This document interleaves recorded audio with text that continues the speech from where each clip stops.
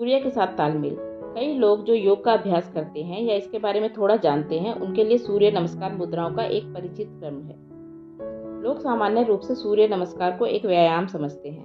दूसरे लोगों को इससे एक तरह की सूर्य की पूजा का शक होता है। यह इन दोनों में से कुछ भी नहीं है। हाँ, यह निश्चय ही आपकी रीढ़ और मांसपेशियों को मजबूती और उससे अधिक कुछ और भी देता है, किंतु इसका उद्देश्य यह नहीं है। तो फिर जिसे अक्सर सूर्य नमस्कार करने की तरह देखा जाता है, उसका महत्व क्या है? पहली बात तो यह कि यह नमस्कार बिल्कुल भी नहीं है। इसका शाब्दिक अर्थ है अपने भीतर सूर्य की ऊर्जाओं को व्यवस्थित करना। यह इस आसान तर्क पर आधारित है कि धरती पर सारा जीवन सौर ऊर्जा द्वारा संचालित है। हर चीज जो आप खाते हैं, पीते हैं और सांस लेते हैं, उसमें सूर्य का योगदान है। अगर आप सूर्य को अच्छी तरह पचाना, अपने अंदर समा लेना और अपने शरीर तंत्र का हिस्सा बनाना सीख लेते हैं, तभी आपको इस प्रक्रिया का सचमुच लाभ मिलता है। जो लोग सूर्य नमस्कार नियमित रूप से करते हैं, उनकी बैटरी अधिक लंबी चलती है और उसे रिचार्ज या पुनर्भरण की कम आवश्यकता होती है। इसके अतिरिक्त सूर्य नमस्कार आंतरिक ऊर्जाओं को दाहिने और बाएं या सूर्य और चंद्र आयामों के संदर्भ में संतुलित और व्यवस्थित करने में सहायता करता है। यह एक सहज शारीरिक और मनोवैज्ञानिक संतुलन पैदा करता है, जो किसी के दैनिक जीवन में एक विशाल पूंजी हो सकता है। जैसा कि मैंने पहले जिक्र किया था, जब मैं छोटा था तो मेरी माँ को हर सुबह मुझे जबरदस्ती जगाना पड़ता था, किंतु जब मैंने योग करना शुरू किया तो मेरा सिस्टम हर सुबह एक खास समय पर सहज ही जग जाता था। अब जीवन काफी ज्यादा आसानी और संभाव से चलना शुरू हो गया। सूर्य नमस्कार वास्तव में आपके अंदर एक आयाम बनाने के बारे में है, जहाँ आपके शरीर का भौतिक चक्र सूर्य के चक्र के साथ तालमेल में आ जाता है। सूर्य का चक्र लगभग 12.25 साल का होता है। सूर्य नमस्कार में 12 मुद्राओं का होना कोई संयोग नहीं है, बल्कि ऐसा सूर्य के चक्र के कारण किया गया है। यदि आपके शरीर की प्रणाली एक निश्चित स्तर तक जीवंत और तैयार है और साथ ही उसमें अच्छी ग्रहणशीलता है, तो आपका चक्र स्वाभाविक रूप से सौर चक्र के साथ तालमेल बैठा लेगा। महिलाओं की स्थिति अधिक अच्छी है, क्योंकि वे चंद्र चक्र के साथ भी तालमेल की अवस्था में होती हैं। यह उनके हित में है, किंतु उनमें से कई इसे एक समस्या मानती हैं। यह वास्तव में एक जबरदस्त संभावना है कि आपका शरीर सूर्य और चंद्रमा दोनों के चक्रों के साथ जुड़ा है। प्रकृति ने महिलाओं को यह लाभ इस कारण दिया है क्योंकि उन पर मनुष्य जाति को आगे बढ़ाने की जिम्मेदारी है, तो उन्हें यह अतिरिक्त विशेषाधिकार दिया गया, जिसे दुर्भाग्य से सामाजिक तौर पर एक नुकसान मान लिया गया है। लोग उस समय पैदा होने वाली अतिरिक्त ऊर्जा को संभालना नहीं जानते और इसीलिए इसे अभिशाप की तरह लेते हैं और यहाँ तक कि पागलपन भी मानते हैं।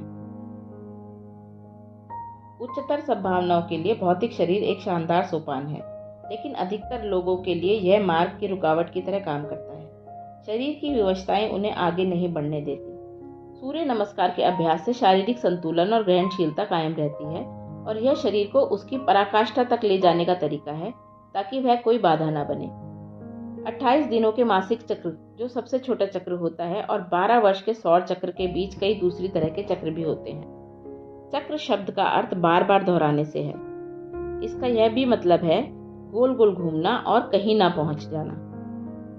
एक स्तर पर दोहराने का अर्थ विवशता भी है। विवशता ऐसी चीज है जो चेतना के लिए अनुकूल नहीं है। कोई भी चीज जो भौतिक है, अणु से लेकर ब्रह्मांड तक, वह चक्रीय होती है। आप या तो चक्र की सवारी करते हैं या आप चक्र तले कुचले जाते हैं। योग अभ्यास का लक्ष्य आपको चक्र की सवारी करने के योग्य बनाना होता है, ताकि आपके पास चेतना के लिए सही तरह की नींव हो। यह याद रखा जाना चाहिए कि चक्रीय गति में चीजों को दोहराने की प्रकृति को हम पारंपरिक रूप से संसार कहते हैं। यह जीवन के सृजन के लिए आवश्यक स्थिरता प्रदान करता है। यदि हर चीज अव्यवस्थित होती तो जीवन का सृजन होना संभव नहीं था। सौर मंडल के लिए और व्यक्ति के लिए भी चक्रीय प्रवृत्ति के बंधे होने से जीवन को एक विशेष स्थिरता और दृढ़ता मिलती है। भौतिक दुनिया की प्रकृति ही चक्रीय है, किंतु एक बार जब जीवन विकास के उस स्तर पर पहुंच गया है जो मनुष्य ने प्राप्त कर लिया है, तो केवल स्थिरता की ही नहीं बल्कि सीमाओं से परे जाने की आकांक्षा होना स्वाभाविक है। अब यह व्यक्ति विशेष पर निर्भर करता है कि वह इस चक्र में फंसा रहे या फिर उन चक्रों का इस्तेमाल भौतिक खुशहाली के लिए करे, या पूरी तरह से चक्रीय प्रकृति से परा चला जाए। यदि आप विवशताओं में फंसे हुए हैं, तो आप अनुभव करेंगे कि आपके जीवन में हालात, अनुभव, विचार और भावनाएं चक्रों में सामने आएंगी। वे हर 6 महीने या 18 महीने, 3 वर्ष या 6 वर्ष में बार बार आपके सामने आती रहेंगी। पीछे मुड़कर देखने पर इसका एहसास होगा। यदि प्रत्येक 12 वर्षों में ऐसा होता है तो इसका अर्थ है कि आपका सिस्टम ग्रहणशीलता और संतुलन की उच्च अवस्था में है। इस स्थिति को प्राप्त करने के लिए सूर्य नमस्कार एक अहम प्रक्रिया है। प्रारंभिक स्तर पर यह शरीर के लिए एक संपूर्ण व्यायाम है, एक ऐसा व्यायाम जिसे बिना किसी उपकरण के किया जा सकता है, किंतु सबसे बढ़कर यह मनुष्य को अपने जीवन की विवशताओं चक्रों से मुक्त होने में सक्षम बनाने का एक महत्वपूर्ण साधन है। कोई व्यक्ति अपनी आकांक्षाओं के आधार पर इस अभ्यास के कुछ भिन्न रूपों को अपना सकता है। जो व्यक्ति मांसपेशियों की दृढ़ता चाहता है वह सूर्य शक्ति नाम की प्रक्रिया का अभ्यास कर सकता है। यदि सूर्य नमस्कार के अभ्यास से कोई व्यक्ति एक खास स्तर तक स्थिरता और अपनी प्रणाली पर दक्षता प्राप्त कर लेता है तो उसे इससे भी अधिक शक्तिशाली और आध्यात्मिक रूप से महत्वपूर्ण प्रक्रिया से परिचित कराया जा सकता है, जिसे सूर्य क्रिया कहते हैं। जबकि सूर्य नमस्कार व्यक्ति के सिस्टम में सूर्य और चंद्र के 2 आयामों को संतुलित करता है, सूर्य क्रिया उसके आगे आध्यात्मिक विकास के लिए इन 2 मौलिक आयामों को जोड़ने का काम करती है। 5 तत्वों की शरारत। जीवन बस 5 तत्वों का खेल है। यहाँ तक कि सांभर बनाने में भी ज्यादा चीजों की जरूरत होती है, किंतु योग के अनुसार चाहे वह मानव शरीर हो या पूरा ब्रह्मांड, दोनों ही 5 तत्वों धरती, जल, अग्नि, वायु और आकाश की जादूगरी पर आधारित है। इतनी जटिल संरचना और बस 5 तत्व। कोई आश्चर्य नहीं कि जिन लोगों को आत्मज्ञान मिल गया है उन्हें अक्सर जीवन को ब्रह्मांडीय मजाक कहा है। एक बार आधी रात के बाद ड्राइव करते हुए मैं एक पहाड़ के करीब पहुंचा। जैसे ही मैं उसकी ओर बढ़ने लगा तो मैंने देखा कि लगभग आधा पहाड़ आग की चपेट में था। लेकिन मैं खतरे से भागने वालों में से नहीं हूँ, अतः मैं गाड़ी चलाते हुए आगे बढ़ता रहा। किंतु मैं सावधान था, क्योंकि मैं जानता था कि कार में बेहद ज्वलनशील ईंधन भरा हुआ था और मेरी छोटी सी लड़की पीछे की सीट पर थी। पहाड़ पर धुंध थी और मैं जैसे जैसे आगे बढ़ता गया वैसे वैसे आग थोड़ी और दूर होती हुई लगी। फिर मुझे एहसास हुआ कि यद्यपि नीचे से जब मैंने पहाड़ की ओर देखा था तो मुझे सब कुछ जलता हुआ लग रहा था, किंतु जैसे ही मैं ड्राइव करता हुआ उसके अंदर गया तो वहाँ कुछ भी नहीं था। फिर जब मैं आग की वास्तविक जगह पर पहुंचा तो वहाँ मैंने देखा कि एक ट्रक खराब हो गया था और ड्राइवर और उसके 2 साथियों ने ठंड से बचने के लिए आग जला रखी थी।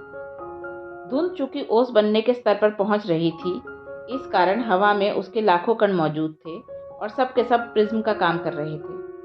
इस तरह एक मामूली सी आग ने एक भयानक आग होने का इतना जबरदस्त भ्रम पैदा कर दिया था। नीचे से देखकर ऐसा लगा कि पूरे पहाड़ पर आग लगी है। इस घटना ने मुझे अचंभित कर दिया। सृष्टि भी बस ऐसी ही है, अत्यधिक विशाल दिखने वाली। जिन्होंने अपने अंदर गहराई से झांका है वे जानते हैं कि उन्हें उसके विशाल रूप को देखने की आवश्यकता नहीं है। आपके अंदर होने वाली जो 5 तत्वों के खेल की छोटी सी घटना है, उसी का बस एक बड़ा चढ़ा रूप ही यह सारा ब्रह्मांड है। एक संपूर्ण जीवंत मनुष्य बनने के लिए बस इतनी ही आवश्यकता है।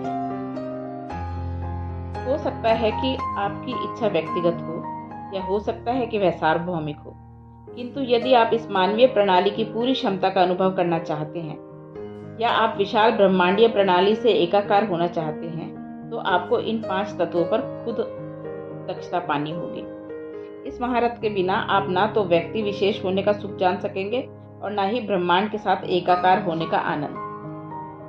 आपका भौतिक शरीर आपकी खुशहाली के मार्ग में एक सोपान साबित होता है या बाधा, यह इस बात पर निर्भर करता है कि आप 5 तत्वों को कैसे संभालते हैं। अगर वे एक दूसरे के साथ सहयोग नहीं करते तो आपके साथ कभी कुछ महत्वपूर्ण नहीं होता, किंतु उनके सहयोग से आपका जीवन अचानक साधारण से उच्चतम पहलू तक एक जबरदस्त संभावना बन जाता है। यह शरीर एक द्वार की तरह है।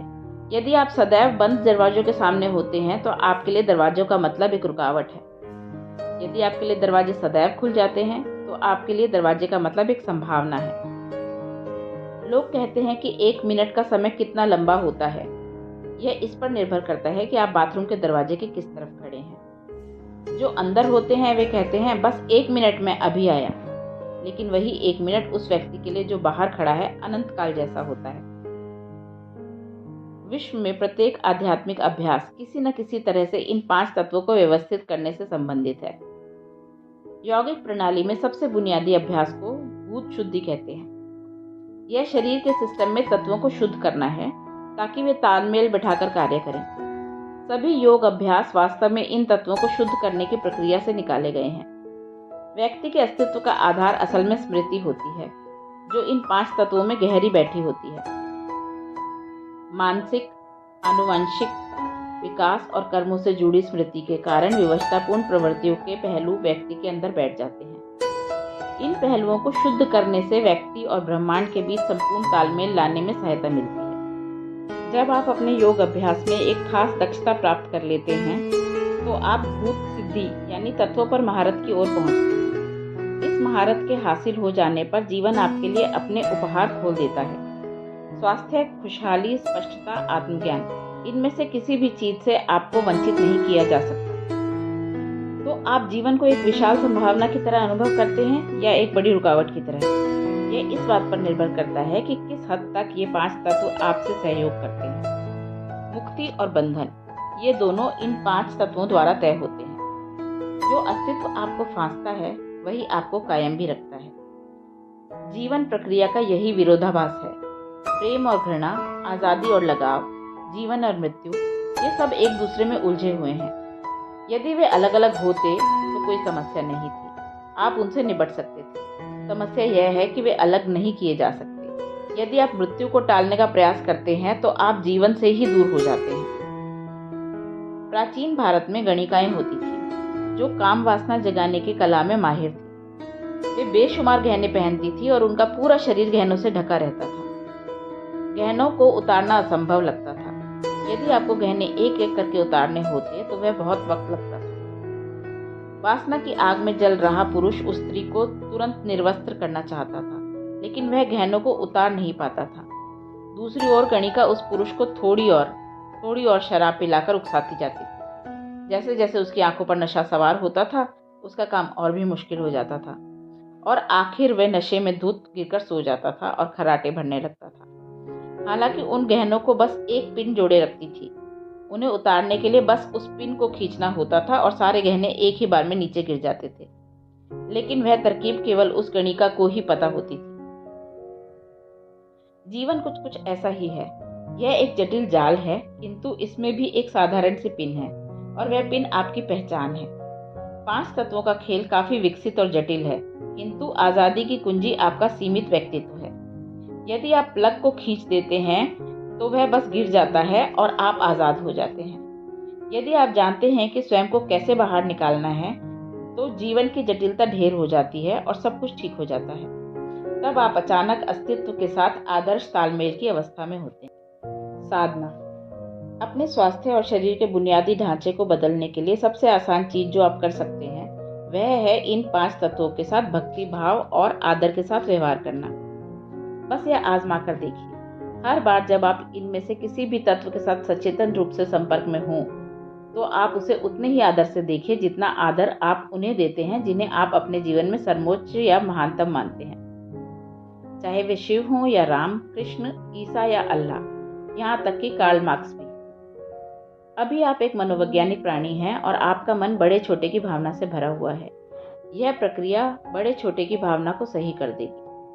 कुछ समय बाद वह शब्द दिमाग से हट सकता है, किंतु जैसे जैसे आपके जीवन में सचमुच के सचेतन पलों की संख्या बढ़ती है आप तुरंत बदलाव महसूस करते हैं। वह सांस जो आप लेते हैं, वह भोजन जो आप करते हैं, वह पानी जो आप पीते हैं, वह धरती जिस पर आप चलते हैं और वह आकाश जो आपको थामे हुए है, ये सभी आपको ईश्वरीय संभावना प्रदान करते हैं।